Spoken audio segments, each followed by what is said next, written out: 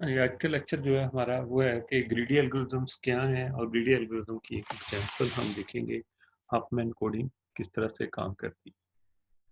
तो यहाँ पे हमारे पास सबसे पहले ग्रीडी एल्गोरिथम्स भी हमारे पास एक एल्गोरिथम डिज़ाइन स्ट्रेटजी है जिसको हम एल्गोरिथम को डिज़ाइन करने के लिए यूज़ कर सकते हैं। Just 1 minute. तो हम अभी तक जो एल्गोरिथम की डिज़ाइन स्ट्रेटजीज हमने देखी हैं, एक थी brute force algorithm. Brute force में था कि कोई भी स्ट्रेटजी फॉलो करने की बजाय हम हिट एंड ट्रायल जो भी था कि उसको जितनी पॉसिबिलिटीज थी सारी पॉसिबिलिटीज को हम चेक करते। और उसके बाद हमने डिफरेंट स्ट्रेटजीज देखी, उनमें से एक थी डिवाइड एंड कंकर अप्रोच, और लास्ट फ्यू वीक से हम स्टडी कर रहे थे डायनेमिक प्रोग्राम। डायनेमिक प्रोग्रामिंग हमें गारंटी करती है कि हमारे पास जब रिजल्ट आएगा वो एल्गोरिथम को एग्जीक्यूट करने का वो ऑप्टिमाइज रिजल्ट आएगा। जबकि यहाँ पे हम जो एल्गोरिथम को स्टडी करेंगे, स्ट्रेटजी को स्टडी करेंगे, वो है ग्रीडी एल्गोरिथम्स। ग्रीडी एल्गोरिथम्स हमारे पास समटाइम्स वर्क वेल करते हैं, उसका रिजल्ट ऑप्टिमाइज रिजल्ट आ जाता है, बाज़ औक़ात नहीं आता, इसीलिए इसको ग्रीडी एल्गोरिथम कहते हैं। तो ग्रीडी एल्गोरिथम्स जो हैं हमेशा जो हमारे पास चॉइस होती है उसमें से लोग एलिमेंट्स उस चॉइस में से बेस्ट चॉइस को सिलेक्ट करते हैं। लेकिन ये फोर्स ही नहीं करता कि ओवरऑल प्रॉब्लम के लिहाज से क्या इसका रिजल्ट ठीक आएगा या ऑप्टिमाइज आएगा या नहीं। ये फ्यूचर कॉन्सिक्वेंसेस को कंसिडर नहीं करता, सिर्फ ये करंट सिचुएशन को करता है। तो इसका रिजल्ट हमेशा ये लोकल ऑप्टिमम को चूज करता है instead of global optimum values को चूज करता है। तो ग्रीडी एल्गोरिथम्स में हमारे पास प्रॉब्लम्स को समटाइम्स इसका रिजल्ट हमारे पास जो है ऑप्टिमाइज रिजल्ट आता है, समटाइम्स नहीं आता। तो इसकी एग्जांपल जो है हम करेंगे वो है हफमैन कोडिंग। हफमैन कोडिंग के अलावा भी नैपसैक प्रॉब्लम है और इस तरह से डिफरेंट प्रॉब्लम्स हैं जो ग्रीडी एल्गोरिथम्स के जरिए सॉल्व की गई हैं, बुक में भी एग्जांपल दी गई है। लेकिन हम हमारा जो टास्क है वो है greedy Huffman coding. Huffman coding जो है वाइडली यूज्ड कंप्रेशन टेक्निक है डाटा कंप्रेस करने के लिए।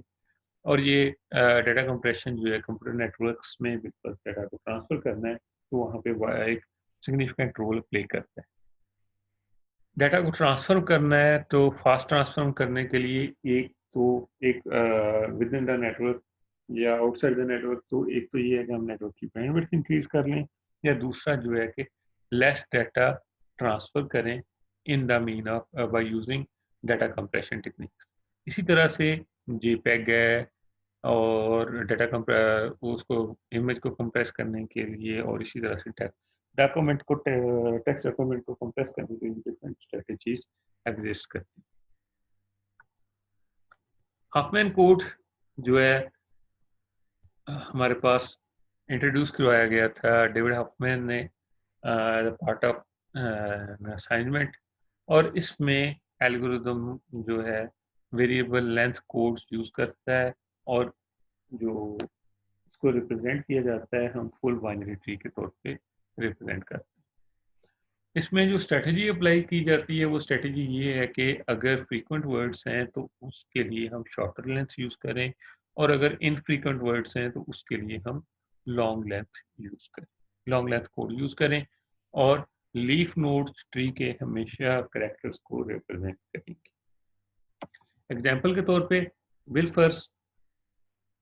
हमारे पास 100,000 करेक्टर्स हैं, तो उसको हमने रिप्रेजेंट करना है। ये इमेज मैंने बुक से ली है।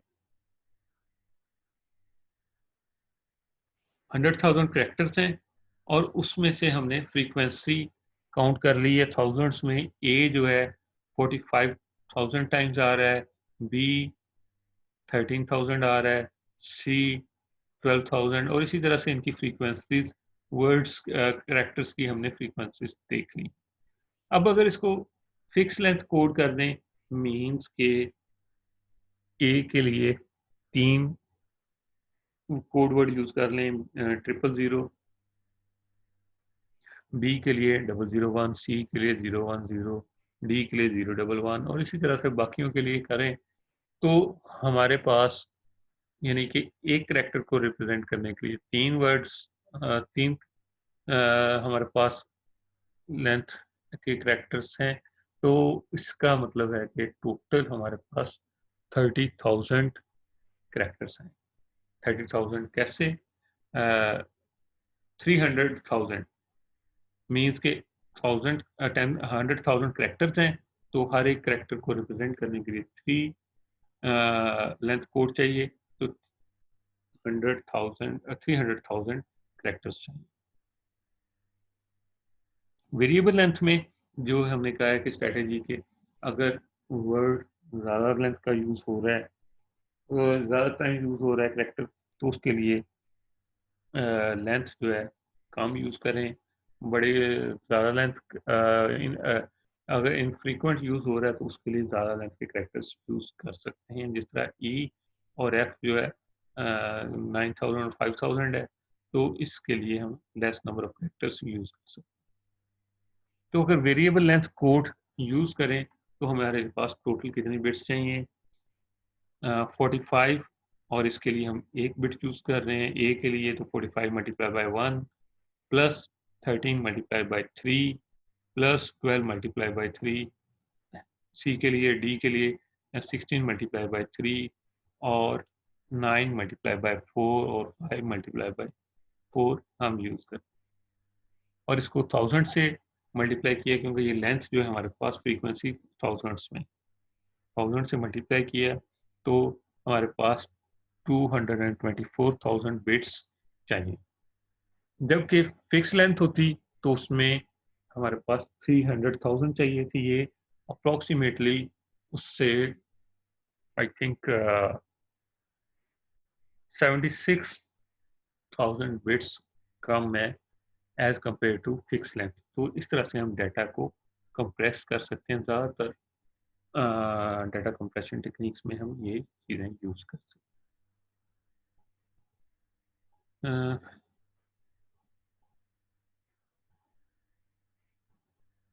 मीन्स यहाँ पे 300,000 आएंगी फिक्स लेंथ कोड वर्ड्स और 224,000 वेरिएबल लेंथ कोड, जो मीन्स अप्रोक्सीमेटली 25% लेस डाटा हम उसके लिए स्टोर करने के लिए यूज़ कर रहे हैं या ट्रांसफ़र करने के लिए यूज़ कर रहे हैं, जो हम कंप्रेशन टेक्निक में अप्लाई करें।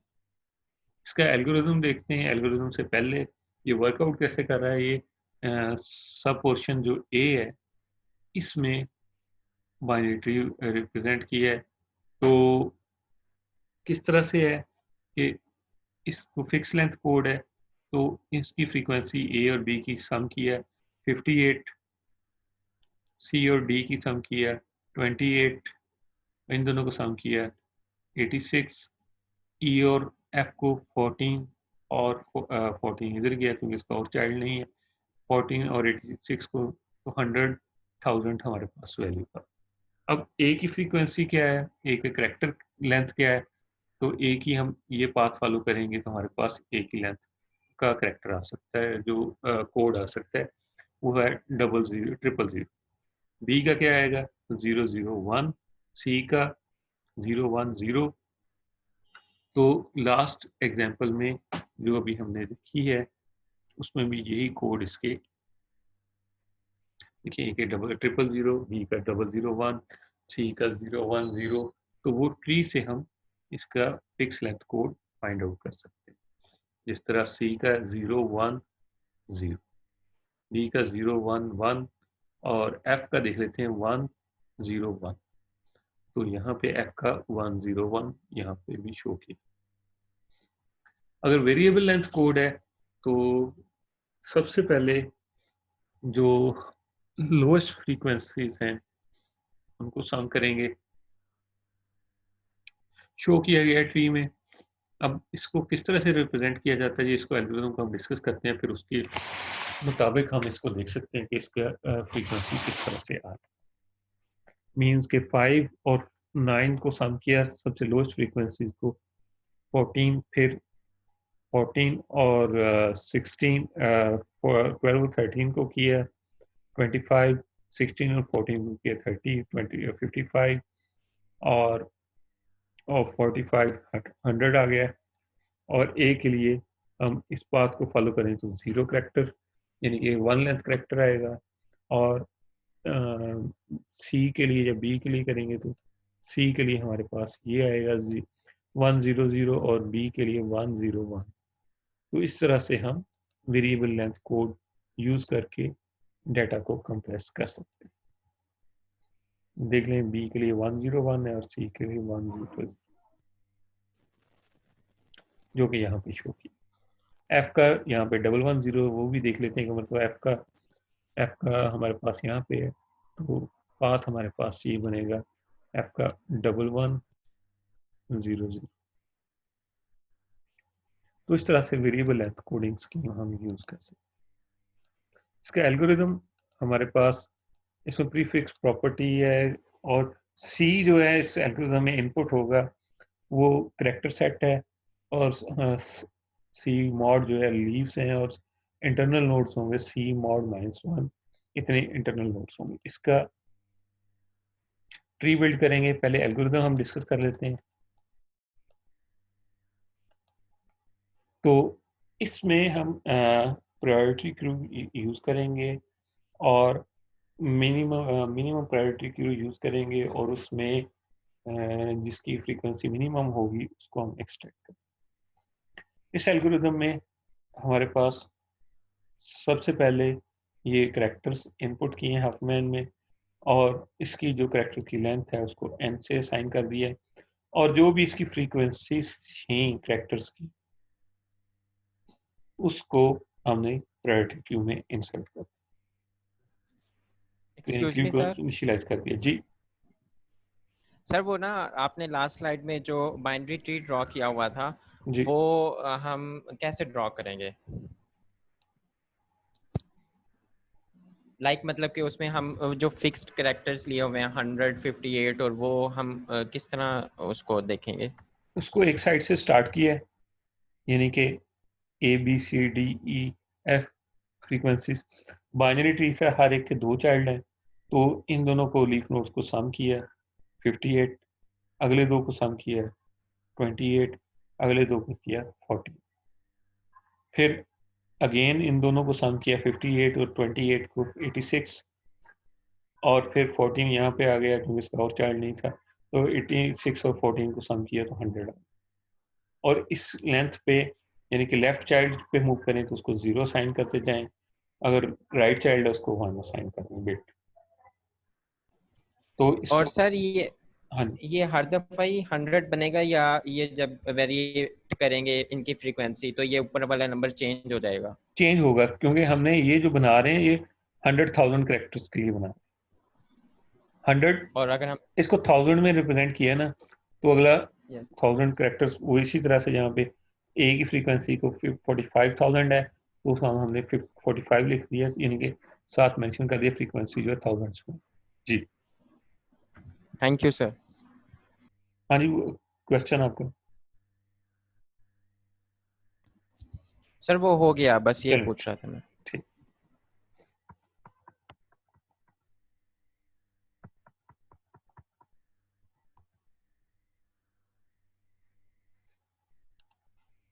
तो इसमें क्यू में उसको इनिशियलाइज कर दिया है जो करेक्टर्स हैं उसकी फ्रीक्वेंसीज के साथ। तो लेंथ 1 से लेके n-1 तक इसको एग्जीक्यूट करेंगे, एक न्यू नोड z एलोकेट करेंगे हर लूप आइट्रेशन पे।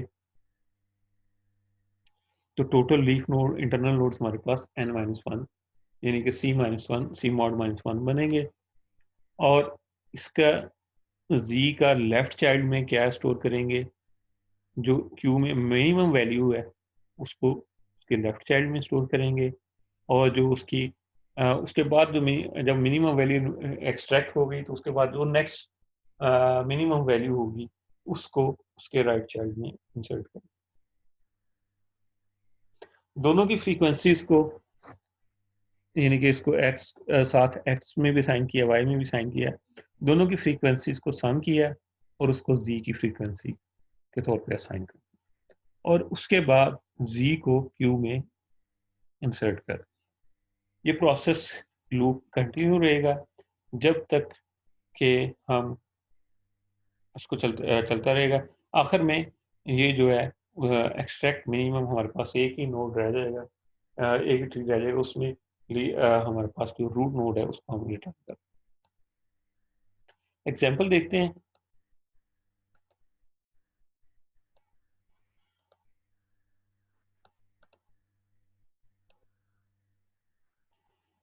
फर्स्ट इसमें दो स्टेप्स होंगे। फर्स्ट है कि हमने कंप्रेशन के लिए टेबल बिल्ड करना है, जो टेबल था हमारे पास के फ्रीक्वेंसीज काउंट करेंगे, और उसके बाद हम इसका बाइनरी ट्री बनाते हैं। तो बाइनरी ट्री बनाने के लिए ये एग्जांपल, उसकी फ्रीक्वेंसीज के लिए फिलहाल ये जो है मैं जो एग्जांपल हम कर रहे हैं उसी को कंटिन्यू करता हूँ। ये इसको क्यूब में इंसर्ट कर दिया। एफ करेक्टर है, कॉलन के बाद उसकी फ्रीक्वेंसी है थाउजेंड्स में, ई सी बी। अब ये हमारे पास मिनिमम प्रायोरिटी क्यू है, तो मिनिमम वैल्यू के लिहाज से प्रायोरिटी क्यू जो है उसको मेंटेन किया है। अब इसमें सबसे पहले क्या करेंगे, जो एल्गोरिथम में था कि एक न्यू नोड क्रिएट किया जिसको बिलफर्ज हमने जी का है। तो इसका लेफ्ट चाइल्ड क्या होगा, जो सबसे मिनिमम वैल्यू है। सबसे मिनिमम वैल्यू हमारे पास F5 थी, F की वैल्यू थी, और राइट उसके बाद ये रिमूव हो गया तो क्यू में हमारे पास ये रह गया। ये रिमूव होगा सेकंड लार्जेस्ट मिनिमम, तो ये हमारे पास इसका एक बन जाएगा। और हमने कहा था कि इसकी फ्रीक्वेंसी दोनों को सम करके जी की फ्रीक्वेंसी के तौर पे असाइन करते हैं। अब जी को मिनिमम प्रायोरिटी क्यू में इंसर्ट करेंगे तो उसकी वैल्यू यहाँ पे आएगी, क्योंकि 12 और 13 14 से छोटा है। नेक्स्ट स्टेप पे क्या होगा कि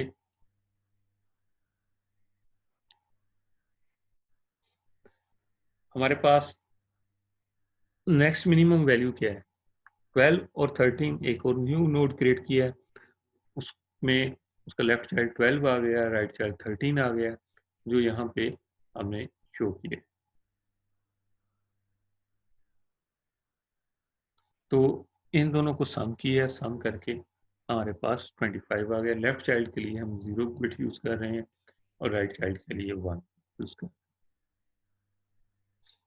अब ये 25 इधर आ गया। अब जो नेक्स्ट मिनिमम है हमारे पास, सबसे मिनिमम 14 है, उसके बाद 16 है, तो इन दोनों को सम करेंगे। नेक्स्ट स्टेप पे इनको सम करते हैं। इनको सम किया तो हमारे पास 16 और 14 को सम किया तो हमारे पास 30 आ गया। 30 और यहाँ पे F और बाकी उसके चाइल्ड इसी तरह से हमारे पास यहाँ। और अब ये हमारे पास क्यू में ये नोड्स हैं। नेक्स्ट स्टेप पे हम क्या करेंगे कि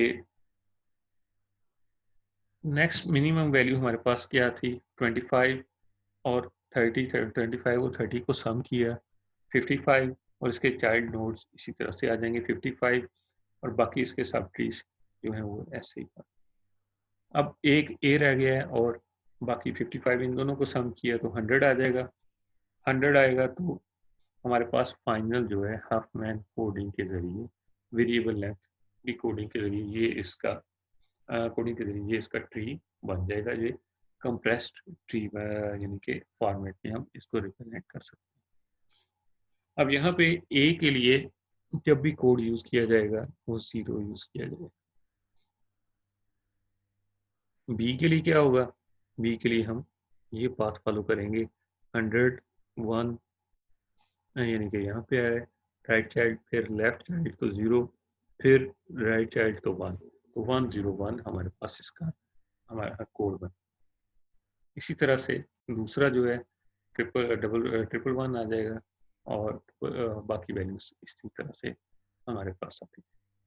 तो इस तरह से हाफमैन कोड जो है डाटा को कंप्रेस करने के लिए यूज किया जाता है।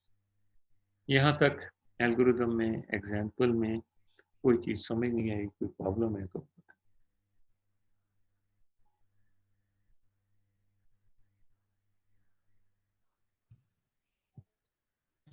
सर इसमें 2 क्यों बनेंगे? क्यू एक ही रहेगा। सर वो क्यू मिनिमम आप कह रहे थे। Minimum priority queue. क्यू अच्छा सर, डिफरेंट टाइप्स के हो ठीक। सकते हैं। क्यू सिंपल क्यू है, जिसमें एक साइड से इंसर्ट करते हैं, दूसरी साइड से रिमूव करते हैं। और एक प्रायोरिटी क्यू होता है। प्रायोरिटी क्यू में उसमें प्रायोरिटी क्यू एक वैल्यू को हम कह देते हैं किसी एक करेक्टरिस्टिक को, या कह सकते हैं कि ये इसकी प्रायोरिटी, तो उसके लिहाज से उसको अरेंज कर दिया जाता है, तो फिर उसमें से उसके लिहाज से वैल्यूज को गेट किया। क्यू में हमेशा एक एंड से इंसर्ट होगा, लेकिन उसमें साथ प्रायोरिटी क्यू एक स्पेसिफिक टाइप की क्यू है कि जिसमें प्रायोरिटी के लिहाज से डाटा स्टोर किया जाता है। जी, और क्वेश्चंस? तो सर हमने इसको मिनिमम में क्यों रखा है? मिनिमम Third- हमने फ्रीक्वेंसी, क्योंकि हमने इसको हफमैन कोडिंग के जरिए अप्लाई करना है, तो मिनिमम इसलिए रखा है कि सबसे पहले जिसकी फ्रीक्वेंसी मिनिमम है उसको हम पहले गेट कर लें। जिस तरह उसको पहले गेट करेंगे वो डाउन द ट्री जाता जाएगा, तो उसमें उसकी लेंथ कोड की इंक्रीज कर दी जाए, इसलिए हमने उसको मिनिमम। आप मैक्सिमम सर जो हमारे बाद का हम मैक्स प्रायोरिटी क्यू भी यूज करते हैं मुख्तलिफ प्लेसेस पे। आप जब वो देखेंगे ऑपरेटिंग सिस्टम का सब्जेक्ट, तो उसमें इस तरह की चीज़ें भी स्केजुलिंग में भी यूज होती हैं। जी, सर जो ट्री का स्ट्रक्चर होता है हमारे पास, जैसे हम लेफ्ट साइड से उसको फिल करना शुरू करते हैं, हाँ, लेफ्ट मोड नोड पहले हमने फिल करना होता है, तो हाँ, इसमें वो फॉलो हम नहीं कर रहे। ज़रूरी नहीं है कि लेफ्ट नोड को पहले फिल करना है। हम सिर्फ इसको बना रहे हैं, एक ट्री बना रहे हैं, बाइनरी ट्री, और इसमें ये कंप्लीट फुल बाइनरी ट्री होगा। लीफ नोड्स पे हमेशा करेक्टर्स हैं,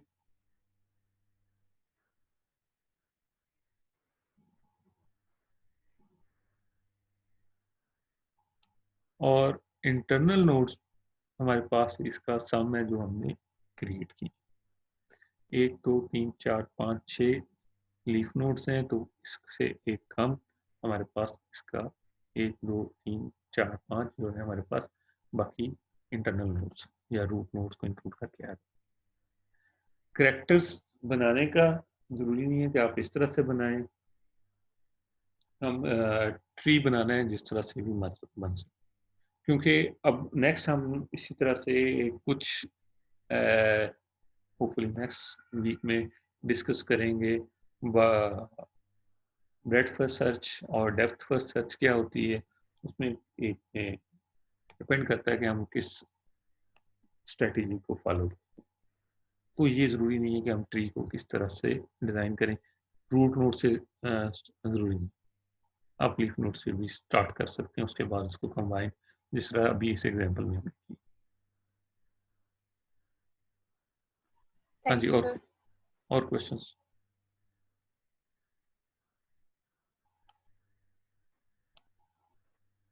चलें, ठीक है जी। नेक्स्ट लेक्चर में हम देखेंगे कि ग्राफ्स क्या होते हैं, ग्राफ्स को किस तरह से रिप्रेजेंट किया जा सकता है, इसकी करेक्टनेस है, करेक्टनेस को हफमैन कोडिंग की वो भी हम देखते हैं, अगर टाइम मिला तो हम उसको भी डिस्कस करेंगे। ठीक है, थैंक यू।